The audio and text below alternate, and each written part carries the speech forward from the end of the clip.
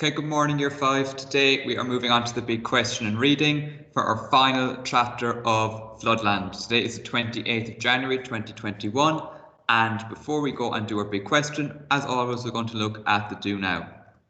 So here's your do now for today. As always on day 4, we order statements looking at the text.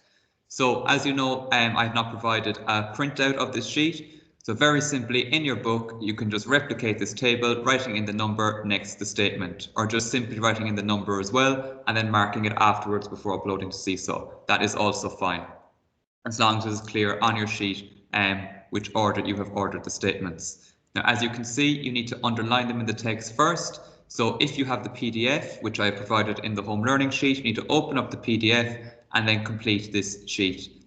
Really important that you don't just guess which statement comes first. Read through the text very quickly, skimming and scanning, and find out which statement comes in which order. Okay, so yes, you can see there's a pause sign here. So pause the video here, and when you're ready to reveal the answers, you can press play again.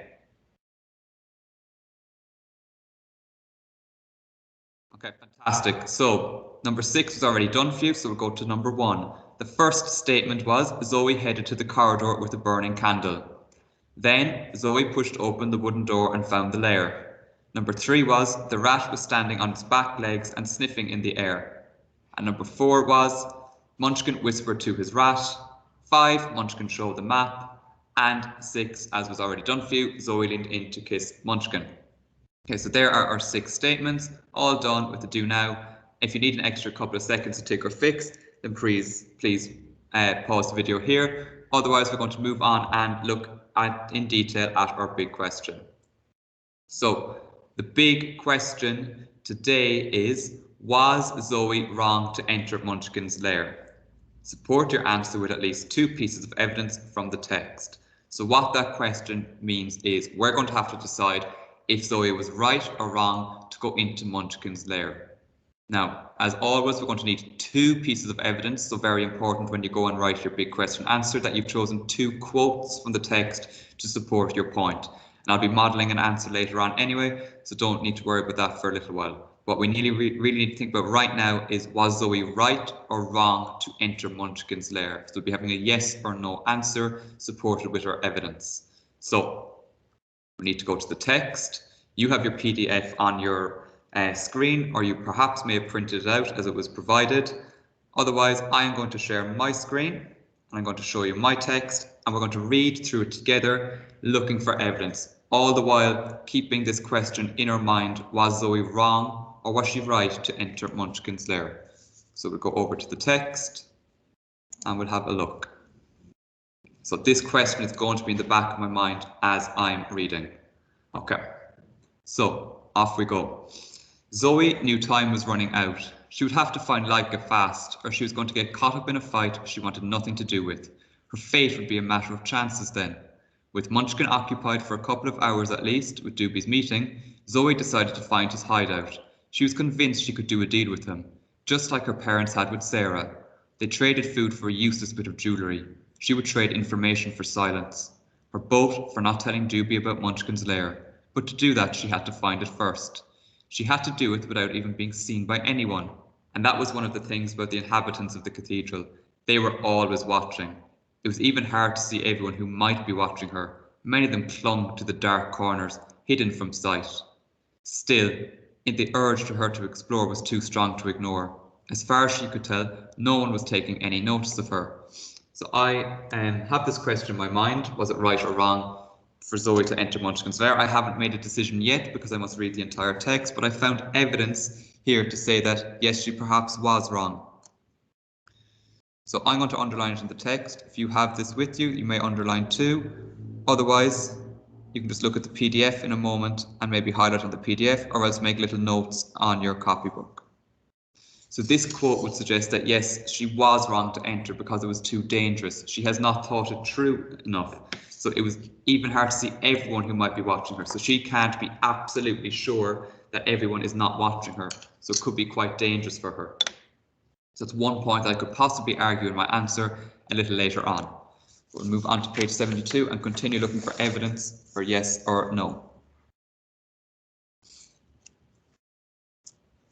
So when she headed for the corridor she'd sat in the night before. In daylight, it was surprisingly easy to find the hidden door. She counted the number of steps she'd taken before, and there it was in front of her. Still, if you didn't know where to look, you'd probably never find it.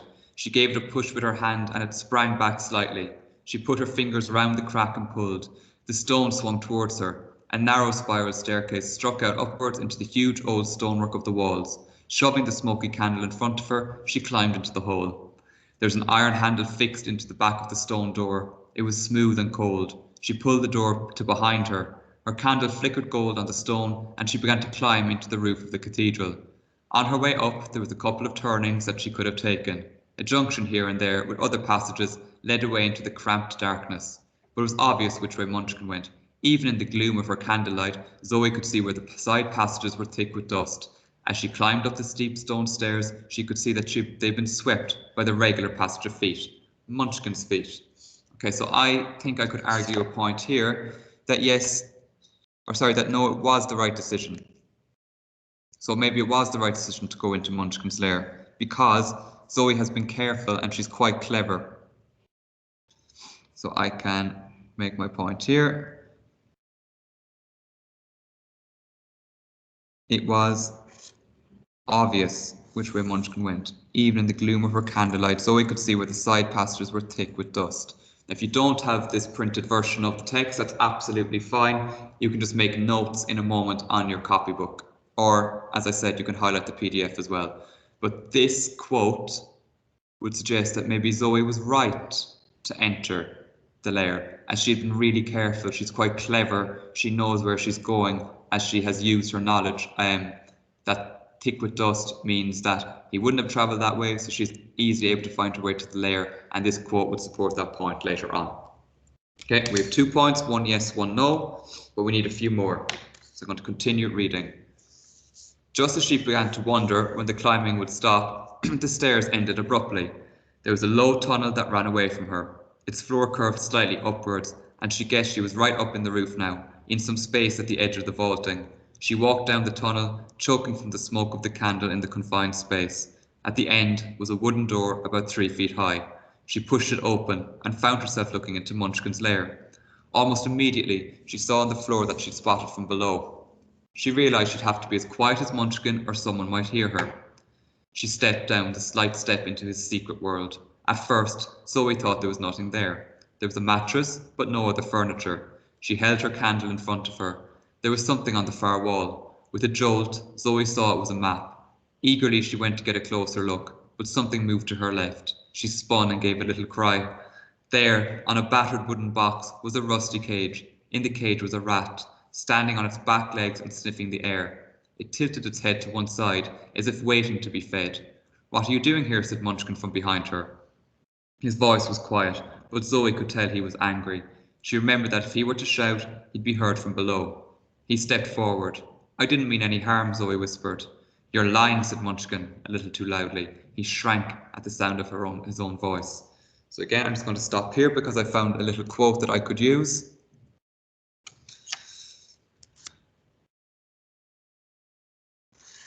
So I could use all of this quote, or just part of it. I haven't decided yet what I'll do later on in my answer, but I'm going to save it for now for later. So this quote could suggest that they have the potential to both be caught. And we know what would happen if they'd be caught. Doobie would be absolutely fuming, and we don't know what danger would be in store for them then.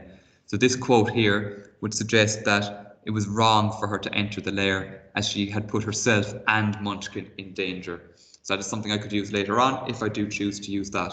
But we haven't finished the text yet, so we're going to continue reading, looking for more evidence and perhaps stronger evidence later on. So, "No," said Zoe, but she knew that he was right. "What are you doing here?" he said again. He moved in and shut the door behind him.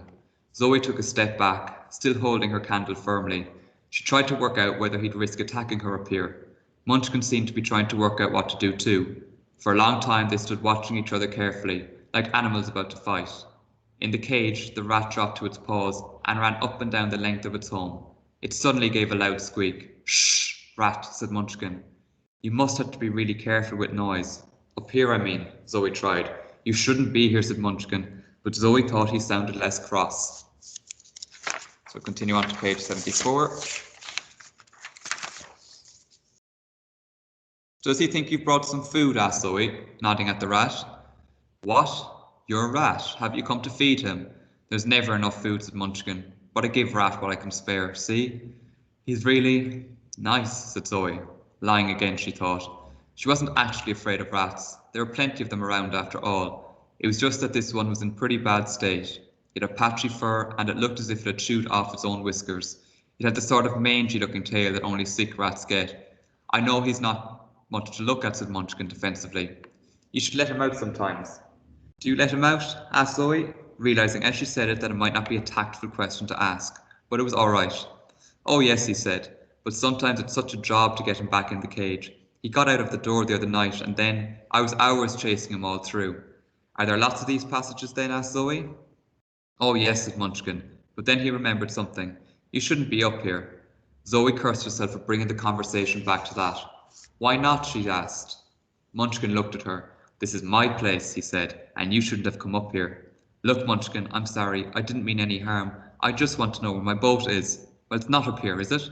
He didn't mean to be funny. Okay, so I have another quote here that I'd like to underline or make a note of. Look, Munchkin, I'm sorry. I didn't mean any harm. I just want to know where my boat is.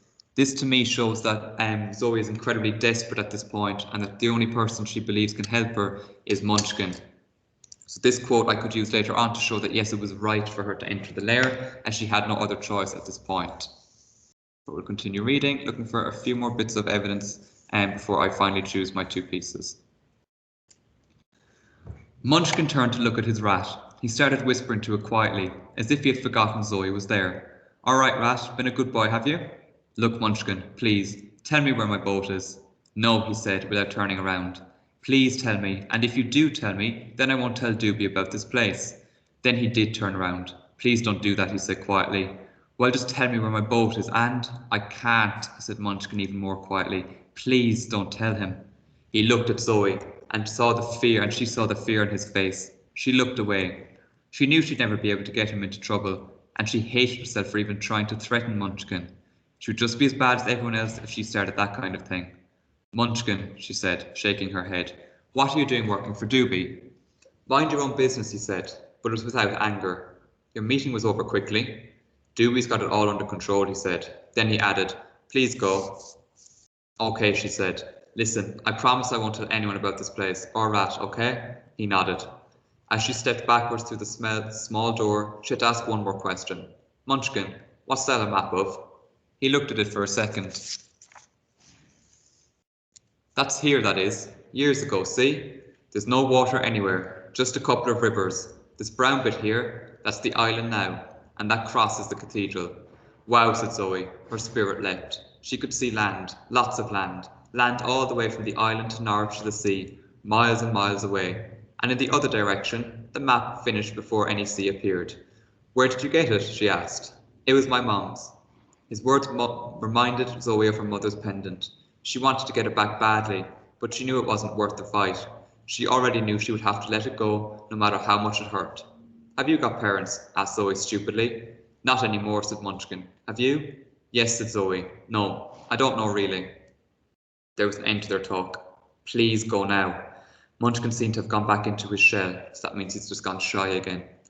Munchkin, I couldn't come and have a proper look at the map sometime. Please go. Zoe knew she was taking a risk. If she pushed Munchkin too much and he got angry, someone might hear them. But she just had to get a better look at the map, just quickly, to make a copy, or go, said Munchkin. She nodded her head. Okay, Munchkin, she said, giving up. She couldn't take the risk of someone hearing them. She decided to come back another time. She ducked backwards through the little door. Your boat, said Munchkin suddenly. There's a shed on the west side, but it's locked. Only Doobie has a key. Thanks, Munchkin. Okay, I know we're nearly there, but I found one more bit of evidence I'd like to underline or like to make a note of. Your boat, said Munchkin suddenly. There's a shed on the west side. So after all that, after all the stress that Zoe has been through, talking to Munchkin, potentially getting caught, going up through the dusty passages, meeting the rat, after all that stress and all that problems, she actually got what she came for. She came for the information she needed and she got it. So maybe, yes, she was right to come. Okay, we'll just finish off the paragraph to see if there's anything else we can use. Thanks, Munchkin. She rushed back into the room and nearly kissed him, but Munchkin looked so shocked that she backed away again, smiling. "Thanks," she said. She left Munchkin in peace. Hope had started to surface in Zoe's heart. She knew her parents had got as far as the island, and had got away too. Her boat was all right. She knew where it was. She had her compass. She just had to break the lock on the shed and she could get away. If I can get a proper look at that map, she said to herself. But there was hope. She might be able to talk Munchkin round, to let her have a decent look at his map. Talking to Munchkin, she'd felt him warm slightly. It had been almost a normal chat, like one friend to another. Only for a moment, but it gave her hope. It also made her realise how scared she was of Doobie, and how little she liked his plans for her. Okay, so I've gone through the text. I found different pieces of evidence to model and write both sides of the argument. Your job now is to open up the PDF that is in the home learning document, or if you've already had it printed off, and go through this PDF document and making notes of any pieces of evidence you could use to support your point in the answer. And once you've done that, you can press play again and we'll look at a model answer before you go and write. Okay, so hopefully you have found evidence for your own answer. I'm just going to show you what I would write. Obviously, please don't copy that, just use it as a model to structure your own paragraph. So, I've got the big question and I've got the date. I've written it into my copybook and I've underlined it just like I would in school. Then I've given my opening statement already. In my opinion, I don't believe Zoe was wrong to enter Munchkin's lair. So I'm going to say if she was actually right to do it. And I'm going to explain why with the following points. So in my opinion, I don't believe Zoe was wrong to enter Munchkin's lair. So basically what I'm saying is that I think she did the right thing.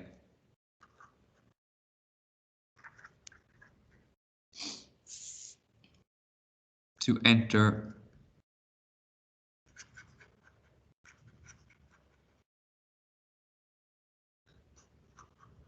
Munchkin's lair. In fact, I think it was the right decision. Okay, this is my opening statement to tell the reader what side of the argument I am on, and I've used the question as my way of structuring the sentence. Now I can get into my answer. Remember, I need point, evidence, and an explanation twice. So I need P-E-E, point, evidence, explanation, times 2.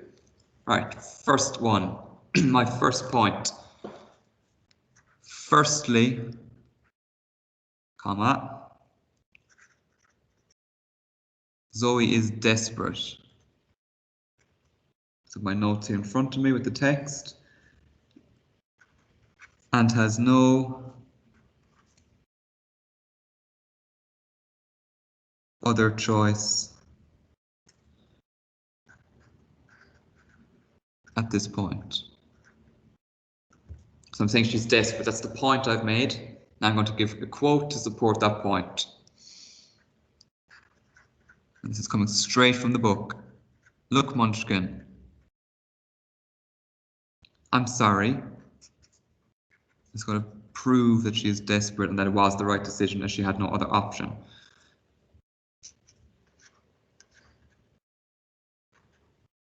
I didn't mean any harm. I just want to know where my boat is. The way she has said this in the story really suggests how desperate she is.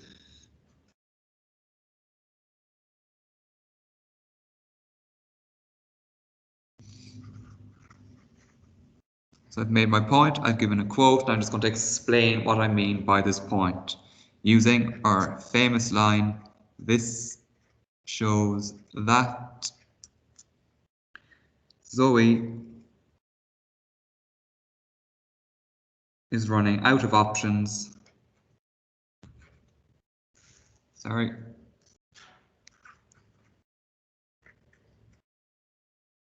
And sees Munchkin as her only hope.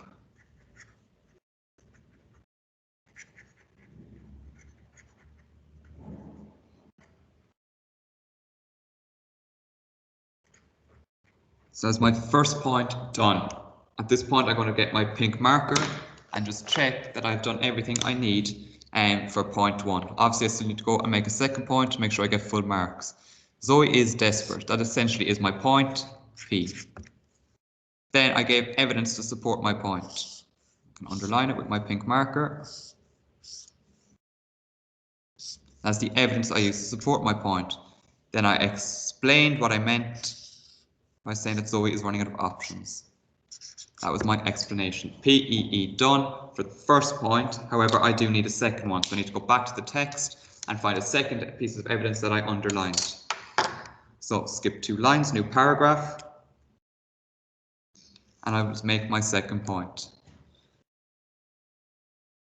So Zoe's decision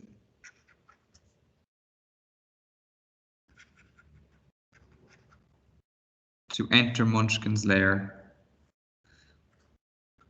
was justified. That means it was the right decision. It's another way of saying it was the right decision. It was justified as she came away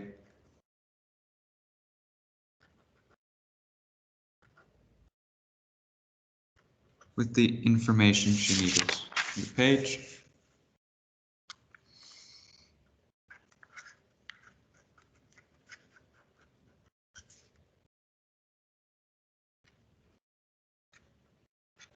Okay, that's my point. She came away with the information she needed, so it was the right decision. I now need to give a quote to support this point.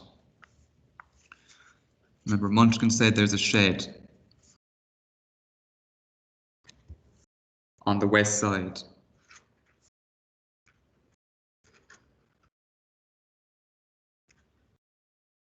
Okay, that's the quote, that's enough. And then I will make my explanation of my evidence to prove why this was the right decision. So this suggests, again, our famous line, this suggests or this shows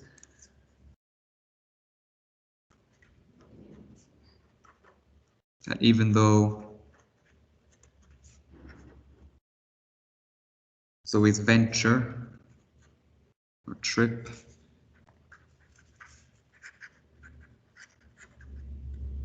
into Munchkin's lair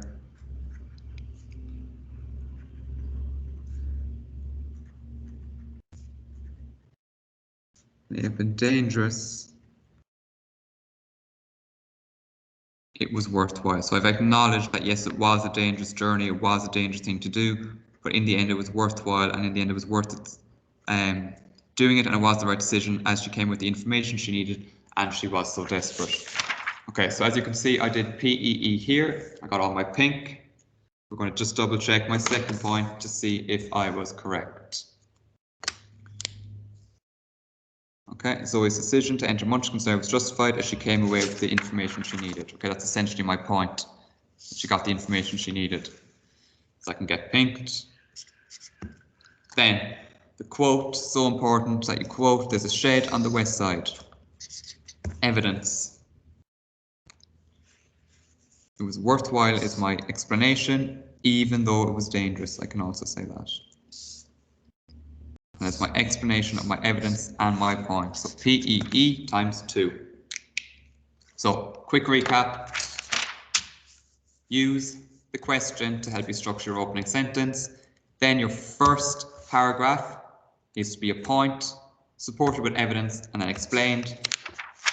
And then you do the same thing again for your second point, and then you get full marks. And I've been so impressed with these work that you've posted on Seesaw of your big questions. It's clear the people who are watching the video and the work you're producing is of a really high quality and really high standard, different from the model, different evidence. You're really pushing yourself to find the best evidence possible. So hopefully at this point you found evidence. You've now made a decision whether it was the right or wrong decision for her to enter Munchkin's lair, and you're ready to go using my model to help you and structure an answer to answer this question. I look forward to seeing all your work on Seesaw once again. Like I said, I'm super impressed, and I'll see you tomorrow for our non-fiction reading. Have a lovely day, and I will see you then. Bye.